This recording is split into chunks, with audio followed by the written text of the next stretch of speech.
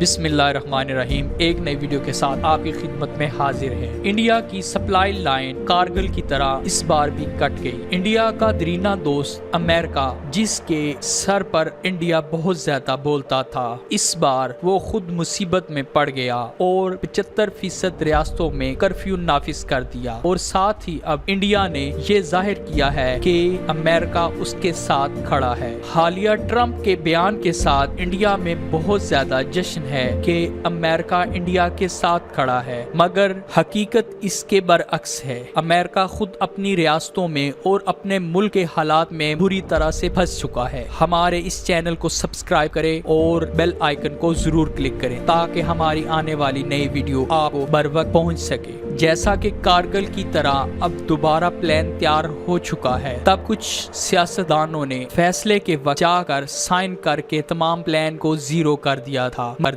مگر اس بار یہ plan China نے تیار کیا ہے، اور چائنا نے یہ پلان 370 کے پلان تیار ہونے کے ساتھ ہی تیار کیا تھا۔ جیسا کہ لداخ کے ساتھ ہی انڈیا کی ساری ریاستوں میں بغاوت سٹارٹ ہو چکی ہے، وہیں انڈیا کو لینے کے دینے پڑ گئے ہیں۔ اب چائنا نے ایک نیا پلان تیار جو کیا ہے، اس کے تحت انڈیا سے سیاچین بھی چھین لیا جائے گا، کشمیر اور لداخ بھی چھین لیا جائے گا، اور اس کے ساتھ ہی مزید باقی جو بھی ریاستیں ہیں وہ انڈیا سے اب آزادی کا مطالبہ کرتے ہوئے الگ ہو جائیں گی، اور انڈیا کو تباہی سے کوئی نہیں بچا سکے گا۔ چائنا جہاں بنکر بنا رہا تھا، وہاں اپنی پوزیشن کو مضبوط کر رہا تھا تاکہ وہ انڈیا کو ٹف ٹائم دے، اور وہی ہوا۔ انڈیا چائنا سے ڈرتے ہوئے آخرکار اس کو امن مذاکرات کے لیے تیار کیا، مگر چائنا نے ایک ایسی شرط رکھی جس پر انڈیا بالکل بے بس نظر آیا، اور وہ تھا چائنا کوریڈور، کہ چائنا کے جہاں مفادات ہوں گے وہاں انڈیا کوئی بھی غلط پروپیگنڈا یا انویسٹمنٹ ایسی کہ جس سے چائنا کو نقصان ہو،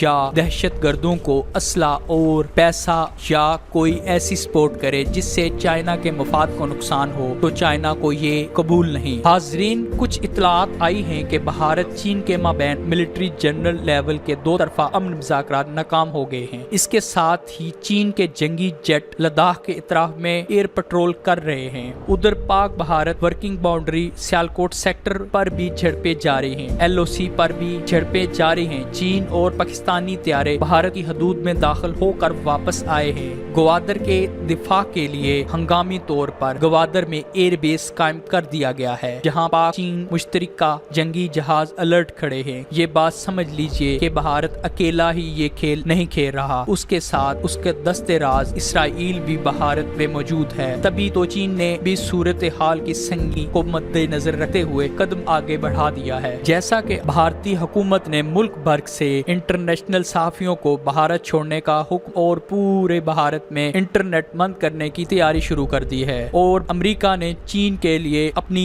ایئر سپیس بھی بند کر دی ہے۔ امریکہ، اسرائیل اور دیگر ممالک نے اپنے شہریوں کو بھارت سفر کرنے سے منع کر دیا ہے۔ چین اور بھارت کے مذاکرات سے پہلے ہی دونوں اطراف کے حالات انتہائی خراب تھے، اور اب مزید ان مذاکرات کے ناکام ہونے کے ساتھ ہی یہ حالات مزید کشیدہ ہو رہے ہیں، اور اب کی بار مودی کے انڈیا کو کوئی نہیں بچا سکے گا۔ مودی جو لاکھوں مسلمانوں، سکھوں، ہندوؤں اور نیچ ذات والی تمام انسانوں کی بد دعائیں لینے والا پوری انڈیا کے لیے تباہی کا سبب بن